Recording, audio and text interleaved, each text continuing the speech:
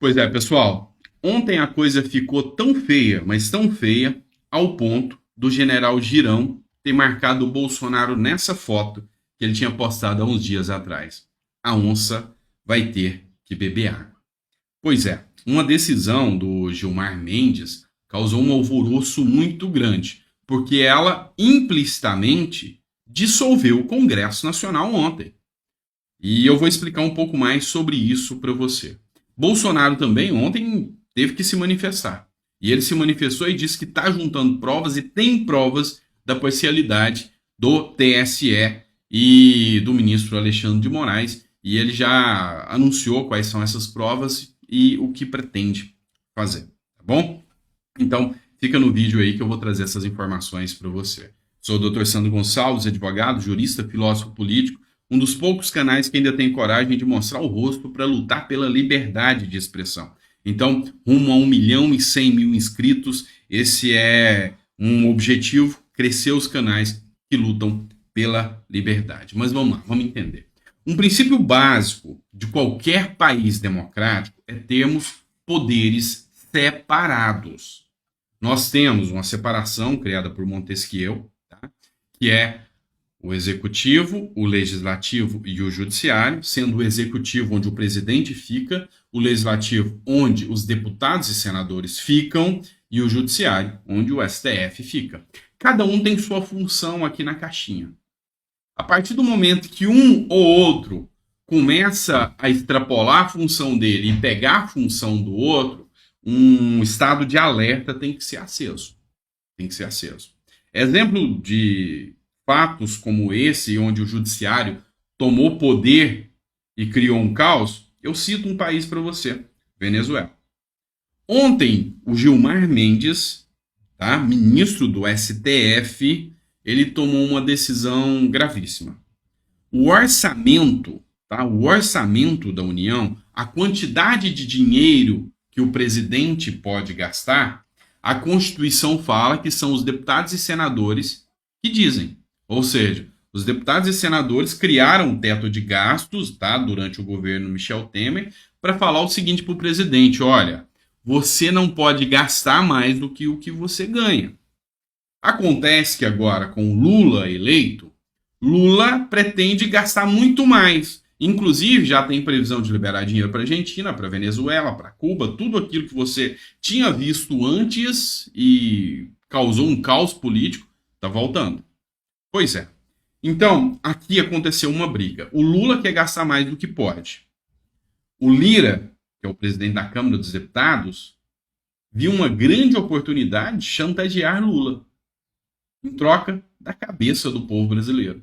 E disse o seguinte: olha, Lula, se você quiser estourar, gastar, liberar dinheiro para a Argentina, Venezuela, fique à vontade, desde que você me dê um ótimo ministério para que eu também possa aproveitar da farra. Pois é, mas Lula não gostou nada disso. Sabe por quê? Porque esses ministérios aqui já tem dono e já tem endereçado. Inclusive, ministro do Supremo Tribunal Federal já pediu para amigo ministério. E eu fiz o vídeo aqui te mostrando. Essa é a situação. Mas o fato é que o único que pode definir se o Lula gasta mais ou não, realmente é o Lira. A Constituição fala isso. Lula, para não ter que precisar do Congresso, deu a volta no Lira, foi até o STF e falou: STF, o Lira está me causando trabalho. Mas o orçamento é só dele. Eu queria que vocês dessem um jeito nisso para mim. E Gilmar Mendes, com uma canetada, pode gastar à vontade. Ou seja, o que era só do Congresso, o STF agora usurpou, tomou conta. Está prendendo parlamentares, calando o direito de imunidade parlamentar, tirando dinheiro de parlamentares. Ontem mesmo, uma multa milionária aplicada a um parlamentar. Então, assim, o caos começou a se instaurar.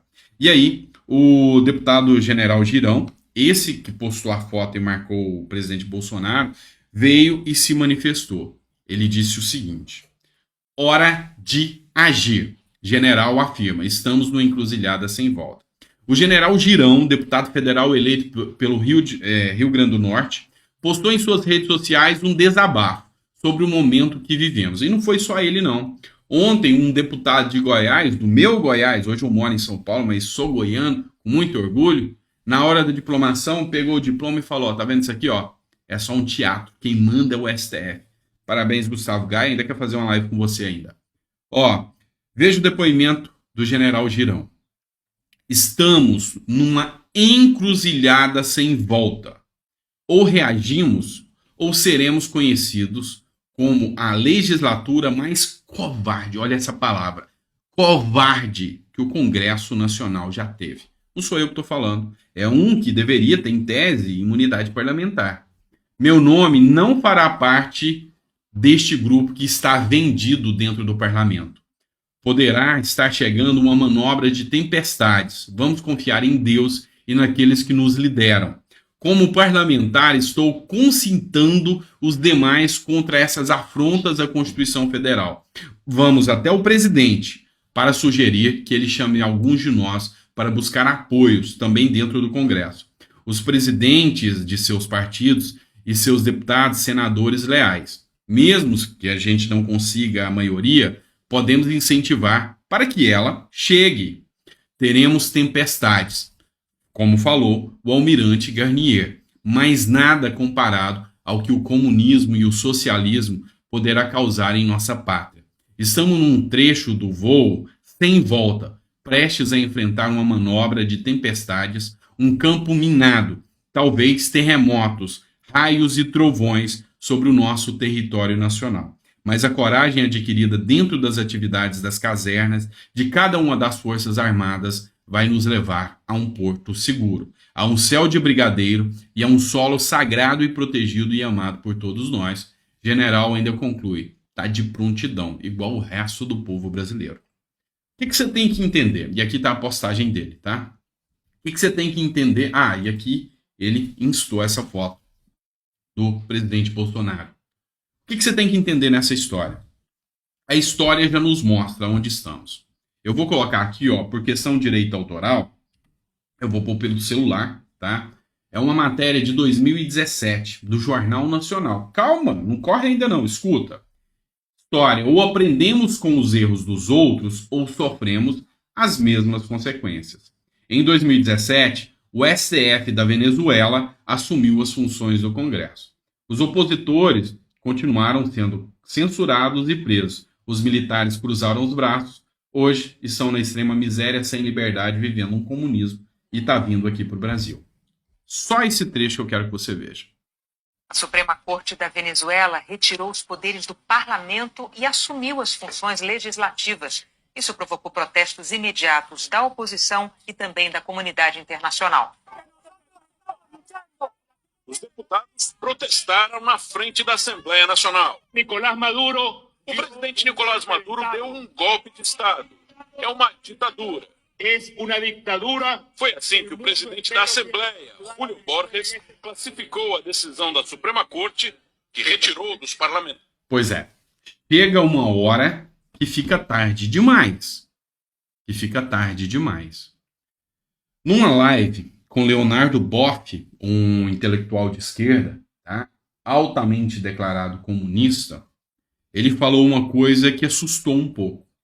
Ele disse que Lula declarou a ele que para se instaurar o comunismo no Brasil levaria muitos anos, algo em torno de 50 anos, porque o nosso povo não é adepto a isso.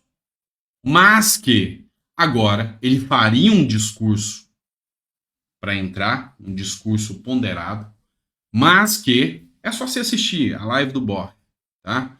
Você vai ver que ele mesmo diz que ele fará uma revolução e, se necessário for, de forma extrema. Isso me assusta. Uma hora fica tarde demais e esse silêncio, essa passividade está começando a incomodar o cidadão brasileiro que ama realmente a pátria, que adora o Brasil como a sua nação e que não quer fugir daqui. Quem tem dinheiro, sai daqui. Eu não quero sair do meu Brasil. Não é porque eu tenho condição de sair daqui que eu quero sair daqui. Eu quero ficar aqui. Esse é o meu país. Mas eu não quero entregar ele aos leões e aos lobos, né? Eu quero viver entre os meus. Então, tá na hora da gente pensar um pouco mais sobre tudo que está acontecendo no Brasil. Esse aqui é um exemplo. A matéria publicada aqui no Yahoo, tá? Bolsonaro, tá? Vê nova prova de parcialidade. Espera aí que eu fiz coisa errada aqui. Bolsonaro vê nova prova de parcialidade de Moraes a Lula, tá? Ó, sem aceitar a derrota, será porque Bolsonaro tenta emplacar olha o que o site de esquerda diz. Tenta emplacar a parcialidade da corte no processo eleitoral, alegando favorecimento de Moraes à candidatura de Lula. É o que diz o Yahoo, tá? A participação do ministro Alexandre de Moraes, presidente do Tribunal Superior Eleitoral, na festa de comemoração da diplomação de Lula, presidente eleito, virou tema de conversa entre Bolsonaro e aliados. E aqui ele fala que são as provas de que há parcialidade. Dentro do direito, deixa eu te explicar. Existe uma coisa que se chama prova. É aquilo que tem um fato e para que aquilo seja aceito pelo juiz, você tem que provar, tá? Então, por exemplo, esse celular é meu. Em juízo, eu vou ter que provar, eu vou ter que juntar a nota fiscal, eu vou ter que mostrar que toda a documentação relativa a esse celular é minha, tá? Isso aí se chama prova. Agora, no direito, tem aquilo que a gente chama também de fato público e notório. É aquilo que você sequer precisa provar. Então, por exemplo, quando eu falo que uma criança precisa da ajuda do pai para se alimentar, eu não preciso provar isso. Isso é um fato público e notório. Toda criança precisa da ajuda dos pais.